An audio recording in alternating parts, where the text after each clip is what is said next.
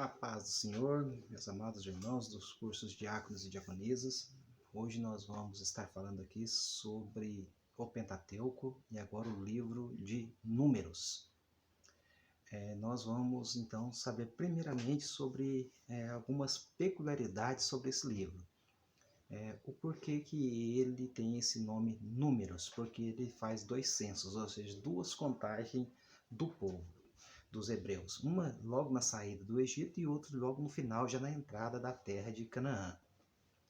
Então, o seu primeiro censo ele está descrito no capítulo 1, nos versículos 17 até o 19, você vai ver isso. Todo o capítulo, na verdade, está falando sobre isso, mas esses três versículos, 17 e 19, ele está com a focalização inteira. E o outro censo em Números já 26, do versículo, também todo o capítulo 26, mas do versículo 1 ao 4, vai falar desse segundo censo. Então, essa contagem do povo logo no início e o outro já no final, já na entrada da terra prometida, 40 anos após, é o que dá origem do livro, nessa organização. Então, o tema do livro de Números é a organização, ou seja, a contagem, o censo do povo, essa questão organizacional.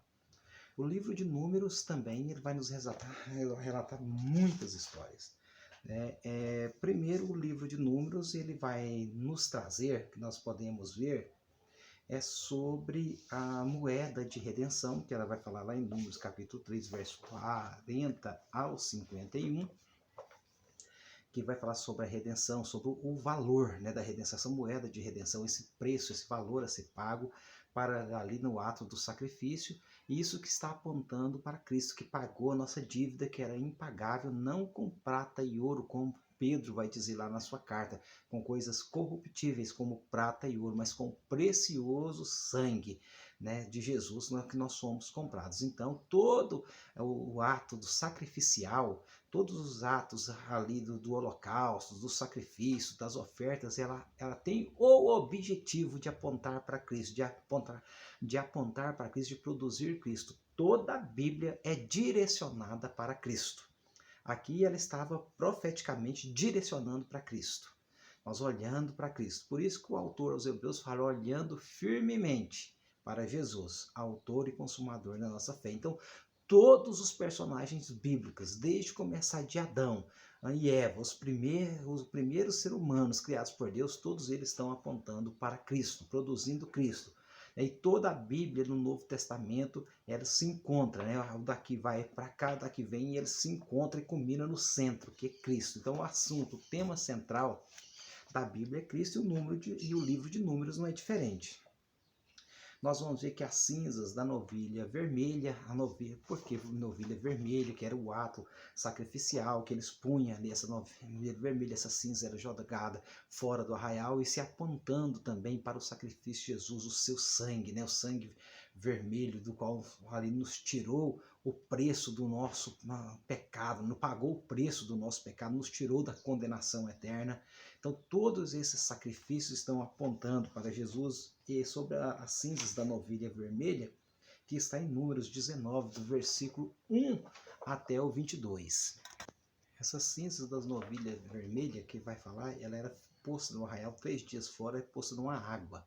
E depois de 3 dias ele passava por um ato de purificação, de banho com essa água, que era o símbolo do sangue de Jesus que nos lavou completamente. Também vai falar sobre a serpente de bronze levantada lá no deserto, então em Números 21, dos versículos 4 ao 9. O povo de Deus começou a pecar e Deus mandou serpentes abrasadoras para picar o povo e as pessoas começaram a morrer. E o povo clamou a Moisés, Moisés clamou a Deus e Deus mandou que Moisés construísse uma serpente de bronze. E essa serpente de bronze foi construída e todos, quando fosse picado naquela serpente, olhasse para a serpente de bronze, eram curados na mesmo instante, não morreria. Essa serpente de bronze também estava apontando para Jesus, que foi suspenso entre os céus e a terra, e quem olhar pela fé pelo Filho de Deus também está limpo do pecado, do veneno mortal que é o pecado. Talvez agora venha a pergunta, por que a serpente, que é símbolo do pecado, nós sabemos que a serpente foi que enganou o homem, Adão e Eva, lá no jardim. que é símbolo do pecado. A Bíblia fala da antiga serpente. E agora manda fazer uma serpente de bronze. E essa serpente, além de tudo ainda, está tipificando, está sob a tipologia de Cristo. Como que algo que é o símbolo do pecado está sendo o tipo de Cristo, que é um homem, né, que se fez um totalmente santo. Então a resposta para nós é uma resposta simples.